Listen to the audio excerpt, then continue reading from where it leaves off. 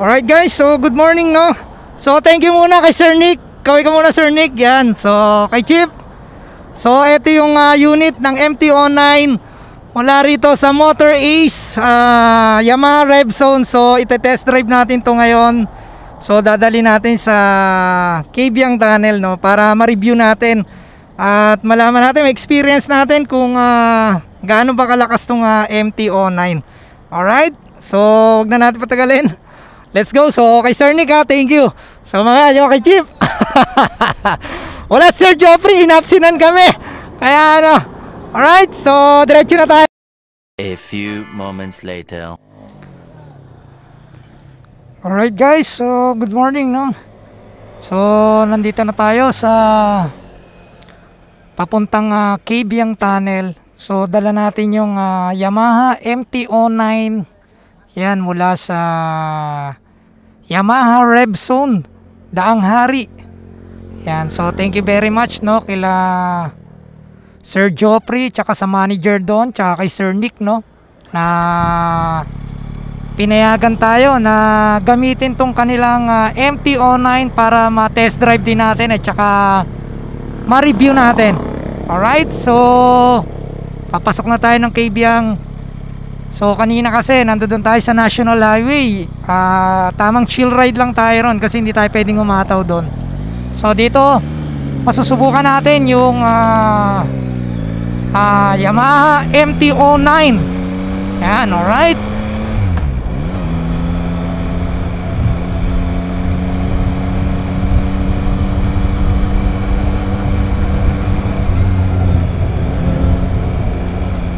Panalong panalo to sa mga cornering talaga. Hindi ka mabibitin dito sa cornering na tinatawag kasi isipin mo naman kung gaano kalalaki ang gulong nento no. Then naka-traction control pa to. Alright, so mamaya bibigyan ko kayo ng specification ng motor na to. At syempre i-test drive natin ng maganda para masabik sa inyo kung anong ating experience sa MT-09 900cc na motor mula sa Yamaha. Alright,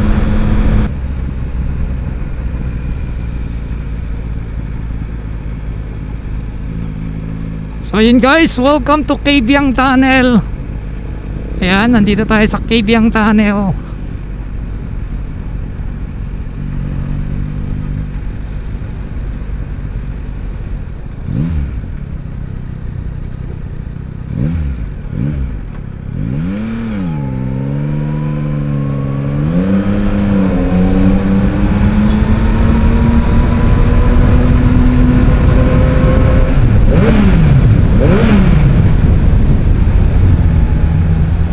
Alright, so dito tayo sa ating pwesto no. Yeah.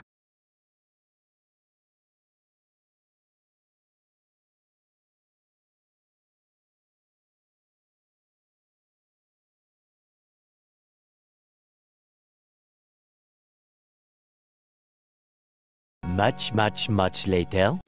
Alright guys, so good morning no, J Motors TV. Yan, welcome to Cabiang Tunnel.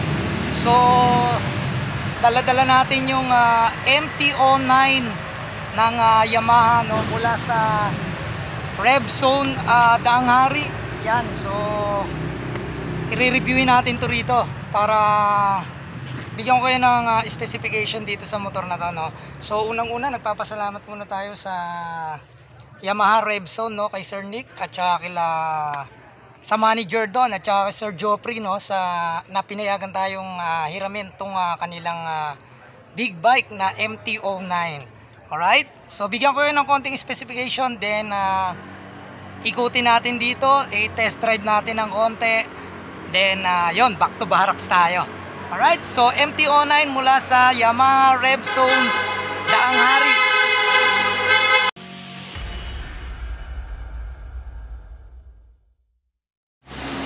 So yun guys no, ayan, kaharap natin ang Yamaha MT-09. So bibigyan ko kayo ng konting specification dito sa motor na to, no. So ito ay 889cc ang kanyang engine displacement, 4-stroke, triple cylinder, 4 valve. So yung valve niya, no, naka 4 valve siya per cylinder. Ayan, naka 4 valve per cylinder tong motor na to. So ang kanyang bore and stroke, yan, meron tayo rito 78 by 62 by 1 mm.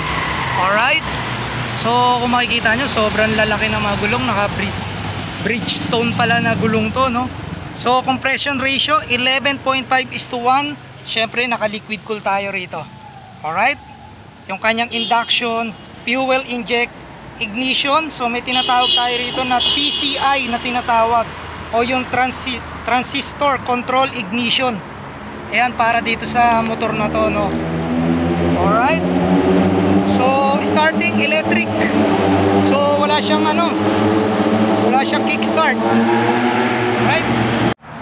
So para naman guys sa kanyang max power, no, meron tayong 117.4 horsepower at 10,000 RPM para dito sa motor na to.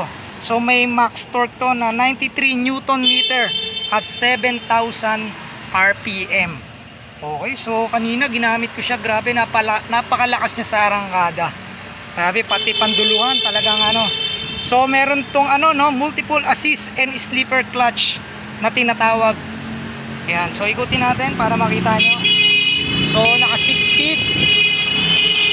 speed manual transmission tayo rito. Alright, ayan, naka 6 speed manual transmission tayo rito. Ayan, mula sa Motor Ace Yamaha Revzone. Alright, so ang kanyang frame diamond. Ayan, naka diamond frame to, itong MT-09. Okay, so guys, dito naman tayo sa kanyang front suspension. Meron tayo ditong 41mm inverted port. So napalaki ng inverted port na yan. Adjustable preload, compression and rebound. So adjustable yan. Ayan. Alright, may wheel travel tayo dito na 130mm ang kanyang wheel travel. So front brake, yan yung kanyang front brake, no. Nakaano tayo rito, 298mm hydraulic disc. So dalawa yan, 298 hydraulic disc. At meron tayong 4 piston caliper. Yan, so yun, tingnan nyo, yan, naka 4 piston caliper tayo dyan. Alright, so ang size ng gulong sa unahan 120/70 ZR17, syempre MC. Alright, so dito naman sa likuran, yan, meron tayo ritong single stock na adjustable preload and rebound damping. Yan, so yan yan, yung nasa ilalim, nakikita nyo ba? Alright, ayan. Tapos ang kanyang wheel travel 122mm. Ayan ang kanyang wheel travel. Then yung kanyang rear brake, single 245mm hydraulic disc, single caliper. So ayan, naka Nissin. Ay, Nissin ba o tama? Naka Nissin nga. Naka Nissin caliper. Size ng gulong sa ulian 180/55 by 17. Okay, naka Bridgestone yan. Laki ng gulong. Ayan, kaya tuloy sa cornering wala kayong masasabi dyan. Ayan. So yung kanyang trail, no, na tinatawag 109mm yung kanyang trail. Okay. Alright guys, para naman sa dimension, no, meron tayong length na 2090mm yung kanyang width, 795, at yung kanyang height is 1191mm. So yung height ko 5'6". So abot natin tong motor na to. Medyo tiptoe lang tayo ng konti, pero abot pa rin natin. Alright, so yung kanyang wheelbase, meron tayong 1430mm yung kanyang wheelbase dito. Seat height 825.5. Yan, sabi ko nga sa inyo 5'6 tayo, pero abot na abot natin. Tapos ang kanyang bigat 189 kg. Yun yung sinasabi ko sa inyo na napaka lightweight ng motor na to. Hindi naman yung tipong lightweight na kapag malakas ang hangin madadala kayo, no? Pero ang sinasabi kong lightweight is yun, kayang-kaya yung dalhin, yung handling niya napakaganda. Yan, so dito tignan natin dito yung kanyang panel, no? Meron tayo ritong 3.5 inch TFT display panel. Yan. Tapos dito sa harap, yan, meron tayong projector dito. Yan, naka-projector tayo dyan. Projector headlight with multiple LED. Naka Y shape. Yan. Alright. So dito sa display, ang makikita nyo rito, so makikita nyo lahat dito yung mga syempre may orasan tayo dyan. Ayan, dyan yung makikita. Meron tayong gear shift, water and air temperature. Meron tayong makikita dyan. So nandito yung kanyang menu pag inano nyo. Then ito yung kanyang starter. Then meron tayo rito yan, yung very basic lang naman, may passing light. So yan. Alright. Tapos ang fuel tank capacity nito is 14 liters. Ang fuel tank capacity ng motor na to. So wala akong masasabi. Kanina ginamit natin, no. At yun, nasa national highway kasi tayo. Sobrang sarap niyang gamitin. Napaka-responsive ng kanyang throttle. Then talagang yun, sobrang lakas. Napakaganda, napakasarap gamitin. Syempre naka ABS to at meron tong traction control. Okay? So yan yung ilang specification, no, ng Yamaha MT-09 mula sa Yamaha RevZone Danghari. So guys, ang presyo nito, no, sa mga nagtatanong, ang presyo nito is 659,000 ang presyo ng motor na to. Ayan, 659,000 ang presyo. So tingnan nyo yung kanyang kulay ng tangkay. Ayan yung uso ngayon sa mga Yamaha, yung mga parang gray type. Then yung kanyang gulong, ayan, syempre naka tubeless yan, no. Then ang ganda ng design niya na mayroon pang nakalagay na MT-09. Alright, so sa clutch niya wala kang masasabi kasi talagang kahit magbawas ka o magdagdag ka, talagang napakaganda. Then dito, ayan, adjustable yung kanyang lever. Yan, syempre naka naked tayo dyan. Yan, okay. So ang laki ng kanyang radiator, naka 3 cylinder tayo dyan, ayan, pero nakita nyo naman ang tunog. So is sound check natin para marinig nyo. Alright, yan, alright guys, so sound check tayo. Pakinggan nyo.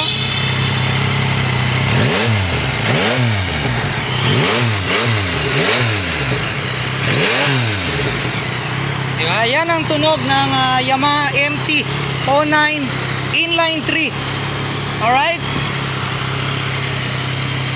So matipid to sa gasolina, no. Yun nga, nagkarga tayo ng gasolina pero simula General Trias hanggang dito hindi pa nababawasan yung gas natin. So naka LED yan, pati tail light natin naka LED yan, baka nakalimutan natin. Alright. So yan lang yung ilan sa mga specification ng motor ng Yamaha MT-09. Ayan, so ang halaga niya, no, sinabi ko na kanina, medyo may kamahalan kasi nga syempre big bike yan, pero 659k ang halaga ng motor na to. Ayan, na available sa Motor Ace Yamaha RevZone Danghari. Okay, ayan. Alright. Alright guys, so J Motors TV, nandito pa rin tayo sa Kipiang Tunnel. Ayan, kasama natin ang MT-09 ng Yamaha RevZone Danghari. So thank you very much, no, sa mga taga Yamaha at pinayagan tayo na mahiram at maikontentong kanilang big bike na Yamaha MT-09. So thank you very much, no, kay Sir Joffrey, kay Sir Nick at saka kay manager syempre na pinayagan tayo. Alright, kung hindi pa kayo nakasubscribe, no? Subscribe na kayo, J Motors TV lang yan sa inyong YouTube at Facebook account. Huwag nyo kalimutan hitang notification bell para updated kayo sa lahat ng video na ina-upload natin. Alright, Yamaha MT-09 mula sa Yamaha Rev Zone, Dangari.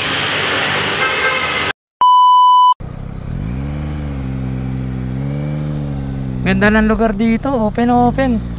Ito yata yung marine base na tinatawag, no? So sa Sunday, dyan tayo.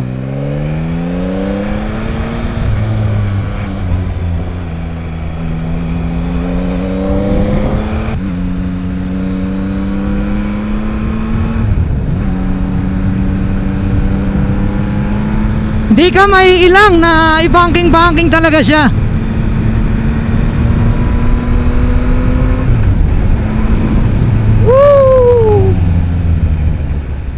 Siyempre pag mga alanganing kurbada, magbabawas ka rin.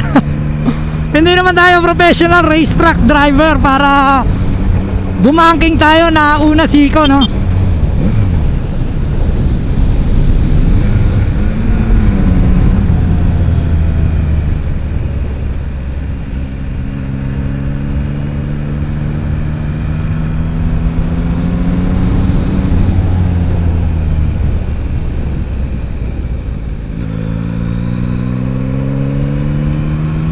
Welcome to Boundary na Sugbu. Pero hindi tayo tatawid, ha.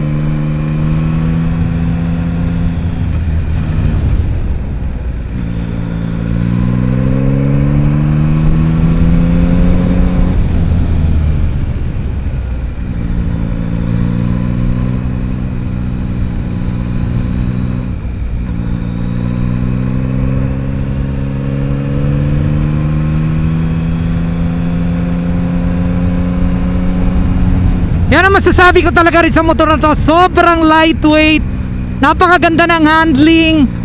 Then yung power, kahit paulit-ulit, sabihin nyo na lang paulit-ulit ako, pero sobrang sarap talaga gamitin ng Yamaha MT-09. Ayan, ako talaga gusto ko naked, yung mga ganito, relax lang. Kaya marami na rin tayong nagamit na mga big bike, no, magaganda rin. Siyempre ako naman, kung ano lang yung nararamdaman ko sa pagsakay ko dito sa motor na to, yun lang naman yung sinasabi ko. Kasi syempre, unang-una, hindi naman tayo palaging nakakagamit ng mga big bike. Minsan-minsanan lang pagka yan, mayroon tayong available na araw, at saka pagka pinapayagan tayo ng mga kasa na manghiram ng kanilang mga big bike, no? Alright.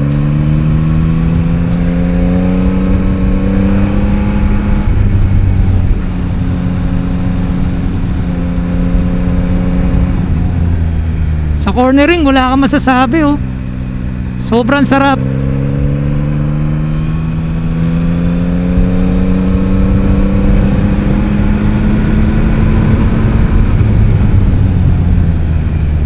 Siyempre ako pagka mga gantong bangkingan, hindi naman ako pas-pas talaga. Siyempre nagmi-minor din ako, no.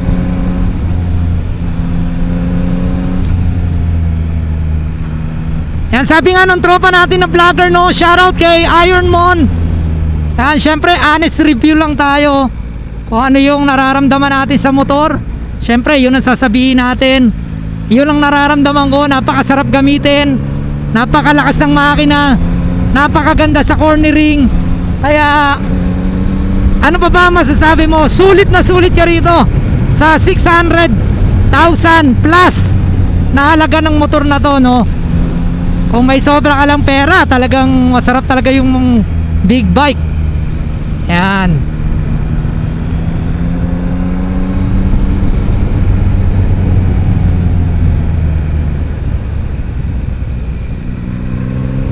Alright. So meron kasi rito isang diretso, para masubukan lang natin. So after nun, dire-diretso na tayo pabalik.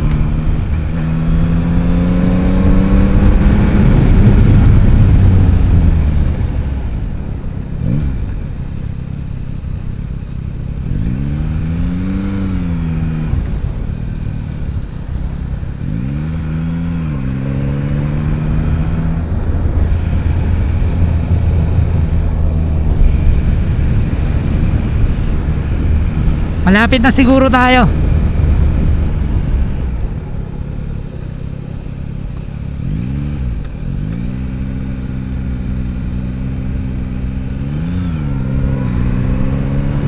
Alright.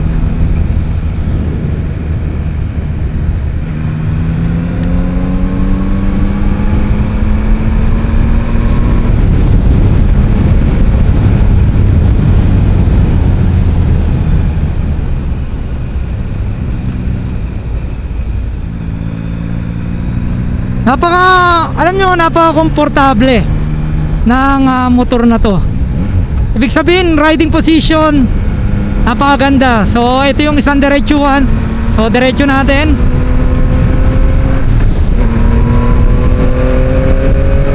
Woo!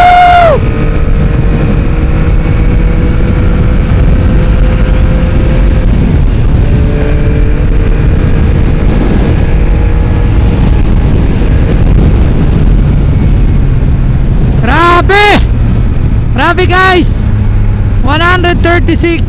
Hindi ko pa mapiga ng gusto kasi mabibiting ka rin eh. Mabuti na yung okay lang, nasubukan mo yung power nya. Grabe, 136. Hanggang dun lang ako, hindi ko kaya, parang sasabog yung dibdib ko. Alright, so saludo ko rito sa Yamaha MT-09. Grabe, 900cc. Talagang sobrang lakas, no? Yung isang kadiretsuhan na yon, hindi mo mauubos talaga yung pagpiga ng silinyador nito dahil ayun, napakalakas talaga. Alright, so ayan, nandito tayo sa Puerto, ano nga to? Ayan o, sa Pico del Oro. Alright, Pico del Oro. Okay, so balik na tayo, no, sa Kabyang. Then back to barracks na tayo. Kakain muna tayo. Alright.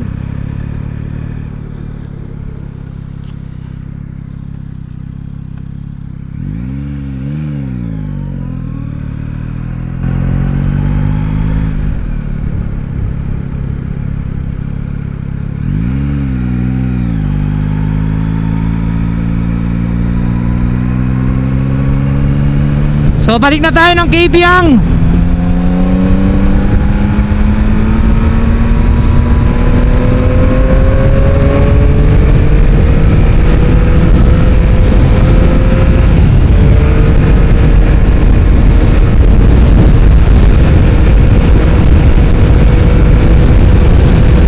Woo! Grabe! Di mo na makakayang ubusin yung silinyador nya.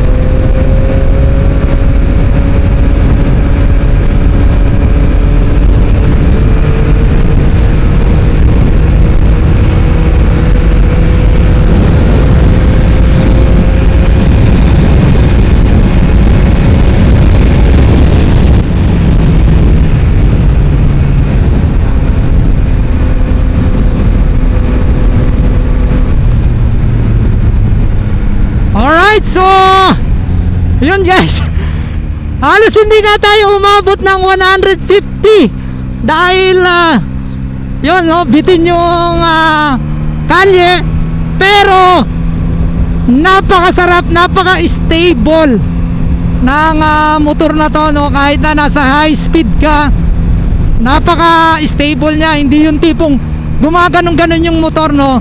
Talagang diretso lang yung takbo nya.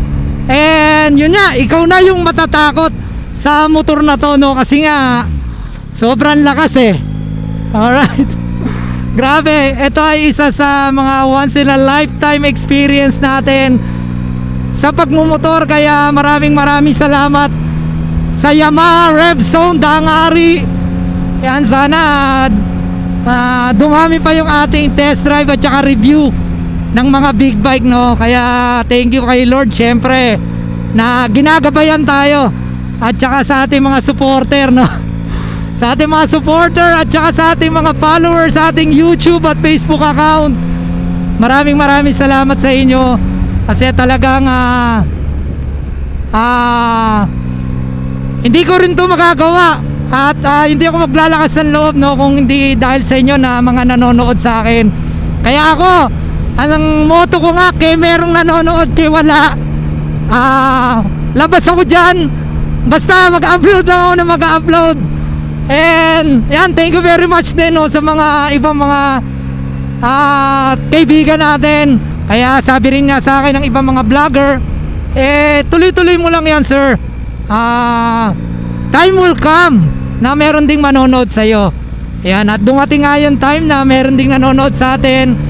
Hindi rin maiiwasan, may mga basher din tayo, may mga manonood din tayo na maganda yung mga comment. Kaya very thankful tayo, no? Kasi dahil sa mga basher, natututo tayo ng yung mga mali natin sa pagre-review.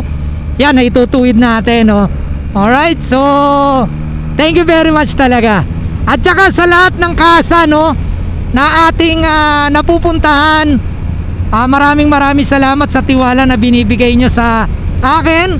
Yan, kay J Motors TV, maraming salamat. Hindi lang sa isang kasa kasi ako pupunta, maraming kasa tayong pinupuntahan. Marami tayong nire-review na iba-ibang motor. Kaya nagpapasalamat tayo at yung tiwala nila na binigay sa atin ay okay na okay. Alright, so siguro ang dami ng laman na itong headcam ko kasi talagang nag-enjoy talaga ako at nagpapasalamat. Yan, sana magtuloy-tuloy yung ating pagte-test drive, no, sa Yamaha at sa iba pang mga brand ng motor. Alright,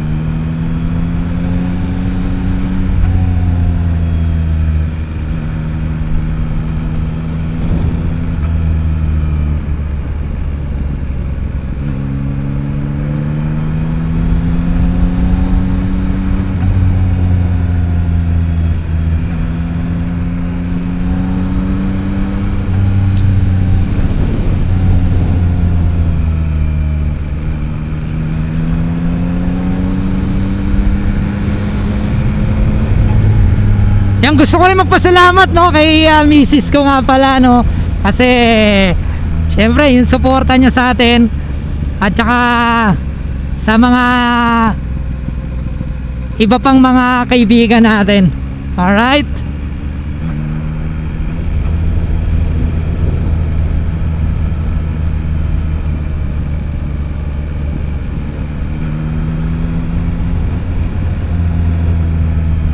grabe ang experience natin sa MT-09.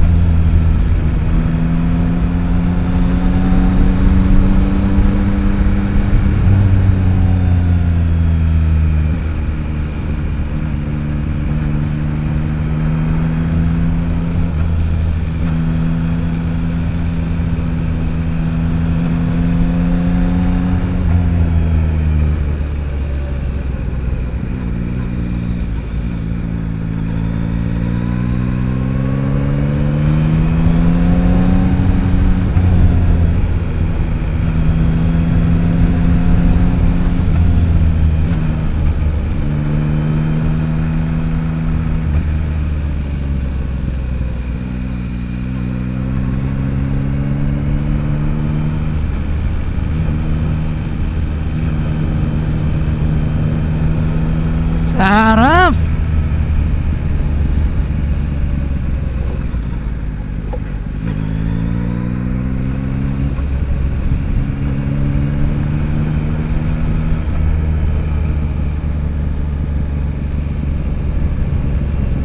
Grabe, ang ganda ng view.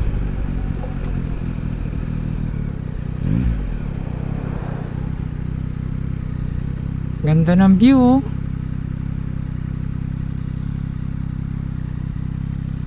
Grabe. So sa December 25, yan, maliligo tayo dyan. Hindi ko alam kung saan yung marine base na sinasabi eh, pero yan, maliligo tayo dyan. Alright. Hello ate. Ayan, alright. So balik na tayo.